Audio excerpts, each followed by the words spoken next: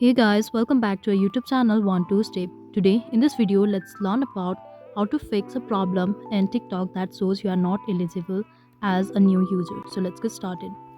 If that is the case, you need to simply try on installing and reinstalling it, or you can try updating TikTok app as well.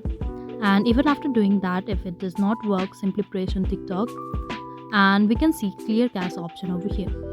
So simply tap on that and we need to clear the cache and make sure you clear it, and we need to get into TikTok, and if it does not shows this way and it writes you are not eligible, you need to simply click on this profile icon over here in the bottom right and click on this three-lined icon and click on settings and privacy.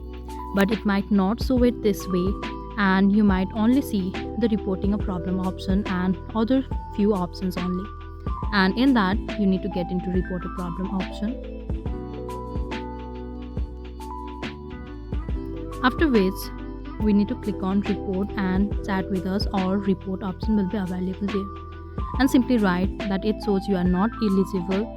And once you write your problem, simply send it and TikTok help desk will finally address the problem. So that is all. I hope you liked the video. Please do like and subscribe. Thanks for watching.